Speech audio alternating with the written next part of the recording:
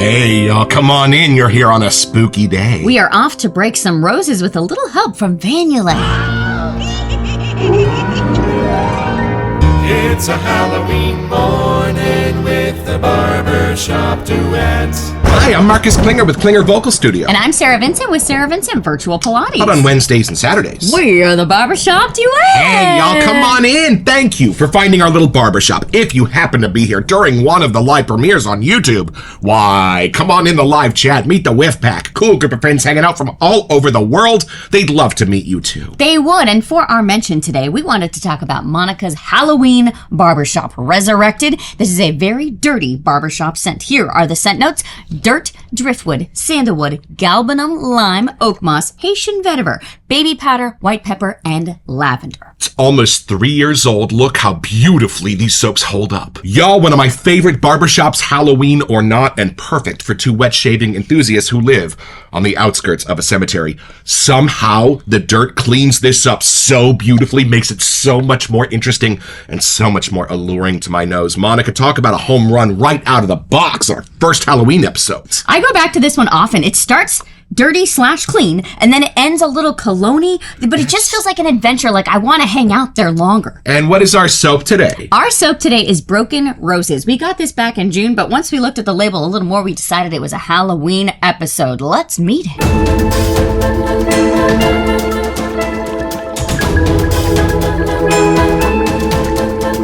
All right, y'all, from the sales page at Yulay.com, instead of a sales description, there is a list of scent notes. And y'all, pack a lunch and cozy yourself into your favorite armchair, because there are a lot of them, starting at the beginning with Dirt, Bulgarian Rose, Rose Absolute, Ambergris, Australian Sandalwood, Vetiver, Civet. Hold on a second.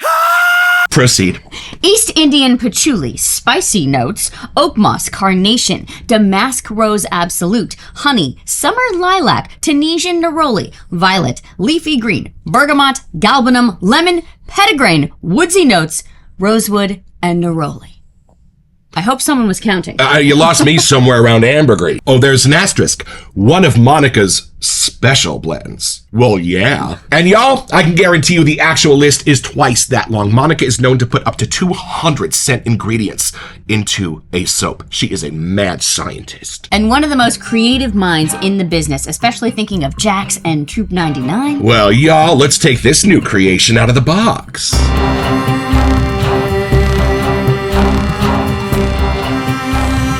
Some of our soaps come from our backyard in Santa Cruz, California. Some come all the way from New York City. Where do the Yulays come from, you ask? Well, I'll give you a hint. The stars at night are big and bright.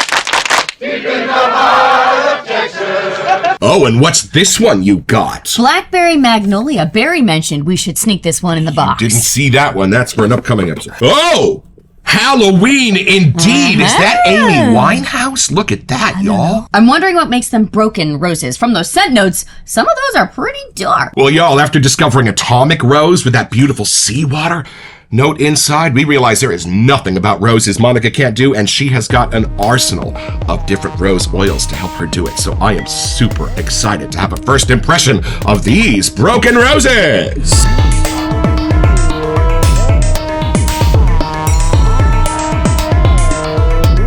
All right, y'all, we were enabled to get this soap by one of our frag correspondents, Gorgots. He knows his Yulay soaps. All right, take it in, see what you get. Oh, and show the folks how Monica doesn't pour these soaps, y'all. She pipes them in. That's the level of love and care you get from Texas. All right, take it in. Let's see how spooky these get. Oh, okay. These a long whip. Yeah. Okay, so after reading that full scent note list, there's a lot to discover in here. It is darker to me than Resurrected. It is. This one lists dirt, but I actually get it here. Like the rose beds themselves somehow, like there's something rich about the dirt, but it's definitely dirty. The depth of this scent is super deep, but super well-rounded somehow. Nice. Like, it doesn't just drop down and stay there. Like, it kind of moves in that lower lane. So I think the ambergris, the civet, the other stuff that was in there is definitely having a nice base to this scent. And then the mids, they don't get that bright, but they just start to round out with the floralness, but it's not quite fully the flower yet. It's just a little more attractive to keep you following the whiff throughout. And then it leads you to the finale of it, where I still don't think it quite gives me a full rose. Like, I think that's the broken aspect. Like, my brain is like, they're kind of, but not. Like, that must be how the scent is being built to be broken. Is it like a deconstructed rose, or is it just pieces of the broken roses? Ooh, that might be more, like, I almost get an image of, like, shattered glass. Right. Like, it doesn't quite piece back together. Right. You can tell there's flowers around, but, like, if you could have a rose that has flower petals from different flowers or different roses, like, maybe that's kind of what I'm getting, but it doesn't finally, like, click to the perfect rose picture. Kind of ironic we broke a dish this morning. Well, the French tell us the fate of glass is to break. I've always loved that expression. This one fits more the spooky season, so I'm glad we waited to open it now because there's almost like a peppery and earthiness, not quite woodsy, like it doesn't go to the browns for me. I am getting more of those deeper, darker kind of black colors, but I really want to marinate in them. Like, there's something different that we don't have in other scents, like how the darks are being used here, right. But you need them to have that round kind of floral edge that kind of scrapes off the dirtiness somehow. Right. There's something that's helping me know that I'm outside. It's not just the dirty side of it that's coming through, but there must be some greens or some herbs or something that I really feel like my hands could be like halfway deep into the flower bed digging for different things. So there's something that's real that's giving off that outdoorsy side, but I don't feel like we've seen sun for a while. Like, it's kind of dried, it's kind of damp. There's something in there that's keeping the spookiness of being in this flower bed a little turned up in a fun way. I love the idea of midnight roses. Yeah, maybe that's more a better concept, I gotta say. Black, purple colors. It must be like the rose absolutes that are in here because it's a longer whiff. And like sometimes if it's more just the flower side, it gets like a little more pokey in the whiff. Like it wants to be heard. This seems like it's a little more evened out somehow. Like the way that the florals are interacting. There's gotta be some sort of like citrusy or something in here because it does get brighter at the end, but there's nothing in this that could be candied or gourmand or anything like that. It's much more that outdoorsy, like if someone cut into a real lime or a real kind of outside skin of something, maybe that could be approaching what I'm getting here. I do feel like your midnight thought is much more accurate. Like I would reach for this as more of an evening, later in the night kind of a scent, I think. Well, as a shaver who does not pick up his razor before 10:30 p.m. any day of the week, I am excited to have another evening scent to add to our den. All right, here we go. Taking it in. Oh, funny. Okay, hold on. Beautifully light and clean, and then there's a giant left-hand turn. You know that dirt bar of soap that Sterling released just kind of be funny this summer, but when we smelled it, we were like, wow, this actually got a really clean kind of edge to it somehow, even though it smells exactly like dirt. This plays on that. So it starts with a very beautiful, earthy, and yet clean soil note at the bottom. And then everything else seems to kind of riff on that melody. Everything takes on a little bit of the spice of that clean earth without it diving down into anything musky or like too earthy or pokey. Whoa. And then I think there's movement the other way. I think the roses and everything else are able to give sort of this red velvet cast to the dirt itself. There is a lot of movement in this. It's beautiful. Oh, and here's why it's broken roses.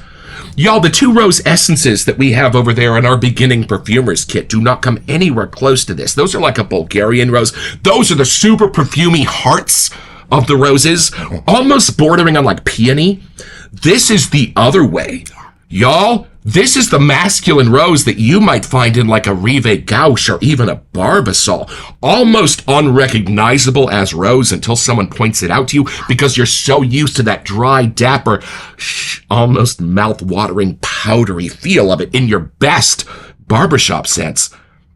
And it's funny, kind of ironic that in the last rose scent we did from Monica, Desert Rose, she told us she threw every single rose essence she had in that thing, and it is a rosy miracle.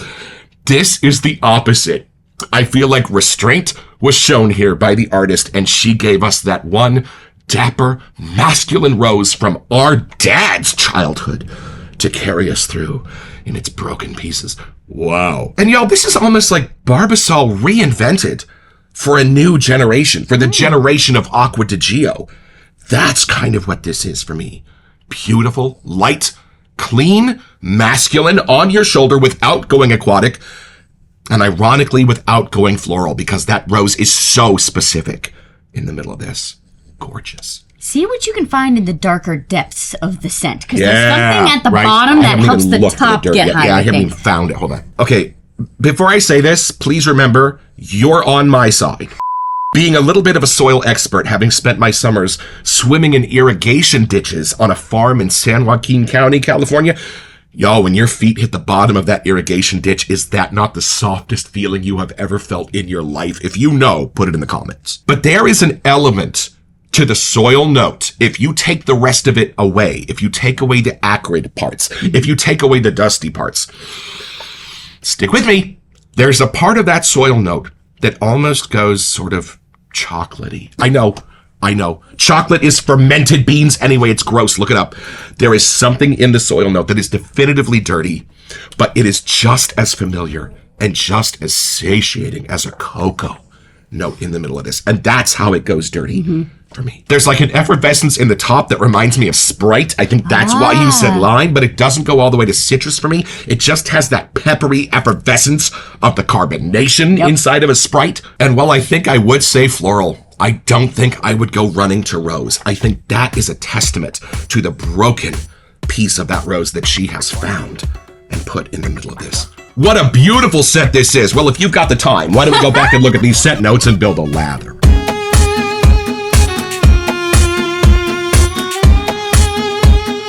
All right, back to the sales page at Yulay.com. Let's take these one at a time and see what we can find. All right, dirt, absolutely. But for me, a little bit of that chocolatey face somehow of the dirt. Do you get that, or am I absolutely crazy? I almost get like, if you could picture the best soil that you want to use for gardening, like it's that deeper, rich, darker color to me, but it's still somehow clean. She's so sweet to me. That's her way of saying, no, I don't get chocolate in there. It just doesn't go as bitter as cocoa or something would be. There's something more rich about it. Right, no, it's almost a milk chocolatey note kind of in the top for me. I'm not even sure how. And then a couple of our shattered rose pieces, Rose Absolute and Bulgarian Rose. Not a tuberose sense, almost a peony sense, very dry like Barbasol for me. How do you get the roses? I think that part to me actually adds a little bit more of a time warp. Like I'm going back in time somehow. I wouldn't realize that those would be doing it, but I think that's the piece that's just taking me back in the lens a little bit somehow. Now, do you get ambergris? That's right, that's what it is. Do you sense it in there, that gray, amber, soapy / little bit poopy note? You know, I do, but that just adds a little bit of the off-kilter season for me. It doesn't deter me at all. There is something about ambergris' squinchiness that helps your nose define how clean the scent is, if that makes sense. Yeah. And then Australian sandalwood, beautiful, smooth, creamy. I definitely get that as the gatekeeper to these mid notes. Diving in to vetiver and civet, two things for me that are a bit subdued. I'm only getting vetiver as sort of a warm, humid sense. And just a touch of that civet. Again, a little bit of Sammy in the mix to let you know the clean is there. Right, Larry?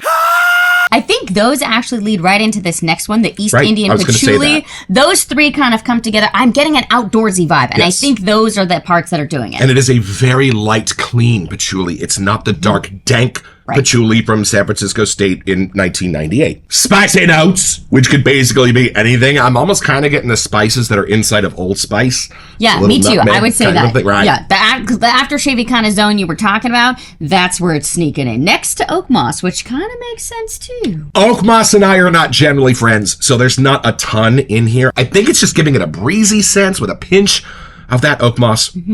And then one of my favorite scents in all of the wet shaving world, and I think we've only got 5 or 6 soaps with it, Carnation. Funeral home, 80s and 90s, my whole family, of course, Carnation was the scent of calm. And my dad's suit when he got home from work. And wait, there's still more florals. Don't get too excited yet. All right. We have Damask Rose Absolute next. So not the essential oil, but the absolute, a little bit of the silhouette of that damask rose. And I keep picturing like a black floral or a super, super dark red floral. So one of these is creating that image. I don't know which one, but it's working. I'm sensing those red velvet music boxes that we used to get when we were little that had that beautiful rosy sense to it. And you're right. Look at these florals. Summer lilac, Tanzanian neroli. Wow, these have geography attached.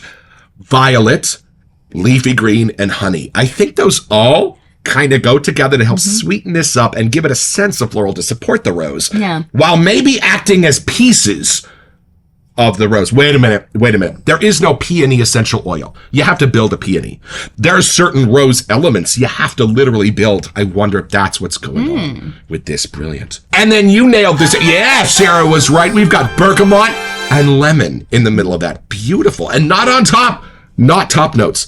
These are sort of more tangy bass notes somehow. Here's where this is getting a little bit of a barbershop hit. When you pair this galbanum with some of those florals, y'all, you are not that far from this barbershop in the cemetery. Then, this is where it adds a little of that fresh hit for me, petitgrain, next to the woodsy notes. Like some part of that makes me, again, I feel like I'm outdoors, but it's fresh, it's clean air somehow. And isn't that interesting that here, petitgrain is absolutely used to give you a sense of clean. Where in a lot of our other soaps, it's meant to dirty it up a little, and it works great in both places. It's all about what is surrounding it. It's all about context. And then rosewood and neroli. One last little floral to say goodbye. But y'all, grounding rose in rosewood is one of my absolute favorite combinations in the entire scent world. Monica, this is a beautiful map to some treasure we are looking at here. Should we add a little water and see what blooms in this garden? I think it's time. This is my Herald brush from the Razor Company. It comes in lots of cool colors and a few different knots. And this is the bowl we get asked about most often in our entire journey. This is the Yulay Honeycomb Resin Shave Bowl, and y'all, Monica will make it for you in whatever color combination your heart desires. And if you are a newbie, this honeycomb pattern holds your soap absolutely beautifully. It goes nowhere. And then we're gonna water the roses and let the runoff sit there at the bottom of the bowl for a minute. Now, our goal here at the Barbershop Duet is just to transfer the soap onto the bristles. We're not trying to build a lather yet. We don't want bubbles yet. If anything, we just want a paste. We're just coaxing that lather up onto the bristles. And with this bowl, I actually turn the brush a little more often than I normally would. So maybe about every 10 or 15 seconds, turn the brush. Get it out of all those little honeycomb chunks there. But it does help make it so you don't actually get full chunks with the way that this bowl is built. It kind of keeps them teeny tiny portions. Creates a surface. And then once you've got enough soap on the brush where it starts asking for more water, a little bit at a time, go down to the other side of the bowl and start introducing a little bit of the water onto the bristles. And then your bubbles are going to start tiny. There's no froth. There's no foam in this lather. It's not even overflowing the bowl yet. Oh, I spoke too soon.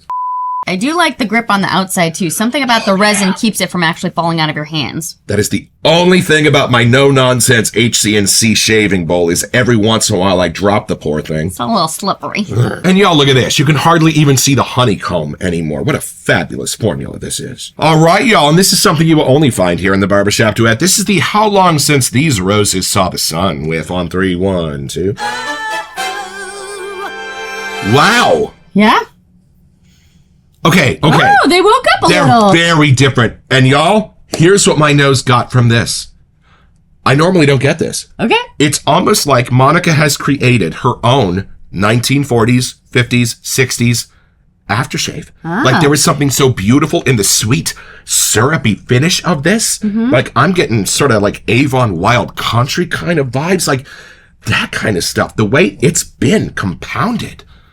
Beautiful. Monica. It got like more masculine yet more attractive somehow. Like I would not be surprised to smell something exactly like this at Sephora or at the perfume counter at Macy's. Like beautiful. Well, you can get the EDP of almost every single one of her scents. If you go down that list, they're waiting for you. And if you have ever purchased an EDP from Macy's, You will be much happier with Monica's prices, y'all. I think our Jack's EDP was $14.95 for an ounce. Are you kidding me? And with over 200 cents to discover. Y'all, go poke around at the Yulay site in the next couple of days. I think you won't be sorry. Yeah, she's pretty active on Facebook. She just posted their whole lineup for Halloween that they've got going on. She has plenty there for you to discover. And we were watching DJ do a shave the other day for the Razor Company. And while we don't do shaving here in the Barbershop Duet, we do kind of want you to see how this lather coats and covers a moneymaker. Would you like a little? I would, yes, please. Oh, beautiful, thick, creamy, protective, and yet feels like there's nothing there at all,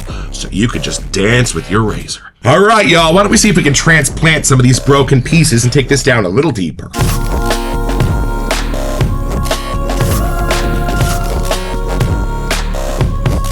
That kind of reminds me of Amy Winehouse. I can see why, on the front, which reminds me of a little bit of a ghost story for this Halloween month. There is something called the 27 Club. It was started by Robert Johnson. He was an aspiring guitar player in the South in the early part of the last century. And as the story goes, one night, he met the devil at the crossroads. And he told him, "I will sell you my soul in exchange for the ability to play the guitar better than anybody ever has." And the devil took his guitar, tuned it, and played a song on it, handed it back to Robert Johnson. And after that, Robert Johnson was basically known as the father of Delta blues and indeed the greatest guitar player of all time. But he recorded songs like Devil at the Crossroads and Hellhound at My Heels, which is ironic because when he was 27, he collapsed in a hallucination that he was being attacked by hellhounds and passed away. After that, there was a long string of musicians who burned hot and bright and passed away at age 27. And some say that it might even be the curse of Robert Johnson that created the 27 Club that now includes Jimi Hendrix, Janis Joplin, Jim Morrison, Kurt Cobain, and Amy Winehouse.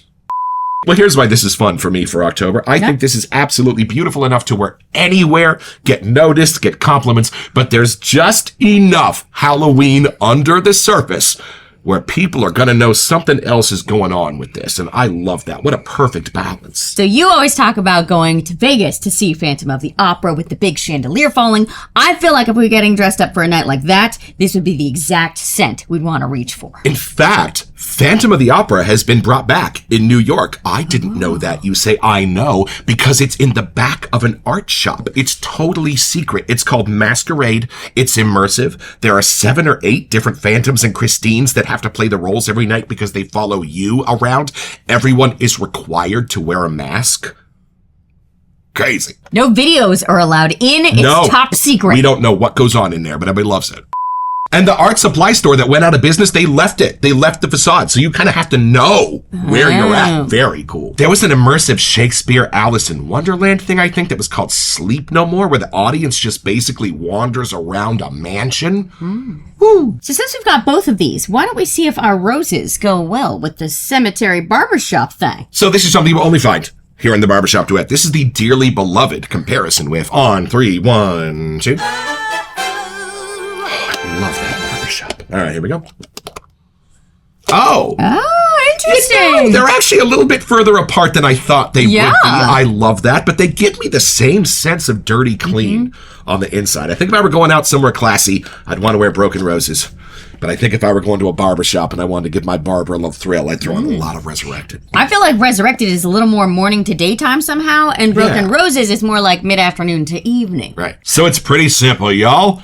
Just get married on the 21st of December in Mill Valley, California, and your bouquet is going to be one of the most beautiful things you have ever seen. Well, at the end of the day, someone's going to suggest, oh, it's a shame that those are just broken now. But if you hang them over your stove for a good month or two, especially while Marcus makes a few batches of enchiladas, you will get your own.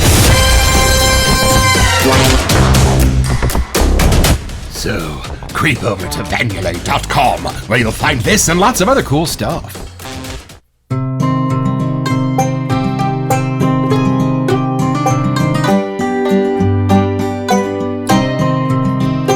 Well, I have had my shave, y'all, with broken roses, and you know what I love most about this?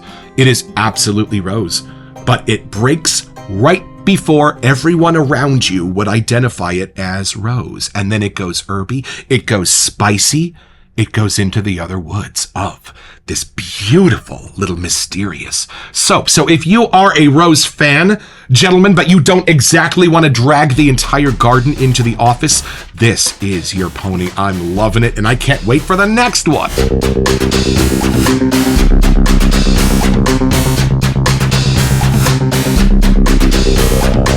Welcome to Messages. So for our October giveaway, we wanted to give you a chance to get $25 to Happy Chap Shave. Yeah, y'all, so you can be a happy chap or chapess, and all you have to do to enter our giveaway is send us an email here to wesetyou@thebarbershopduet.com so we can get back to you. It's the only way we communicate about our giveaways, but then check back here on our first November episode to see if you are our lucky winner. Best of luck. Cologne homages, movie homages, holiday soaps. Y'all, there is not much that Monica doesn't do over at Van Yulay, and these bowls are some of the best pieces of hardware in our collection. Hey, Monica, thank you for doing what you do and doing it with an unbridled imagination unmatched in this world. I don't know what we would do if we actually went to go visit her. I think we'd have to be there for hours and hours to walk down those aisles of all of the things. She's even got skincare stuff, She's too. got bees. Did you say bees or beads? Bees. Hey, Gorguts, thanks for being a fan of Monica's and knowing which ones to point our noses to. We absolutely love this one and perfect for a Halloween episode. Don't forget your next appointment with the Barbershop Duet. You'll smell spookier just watching this.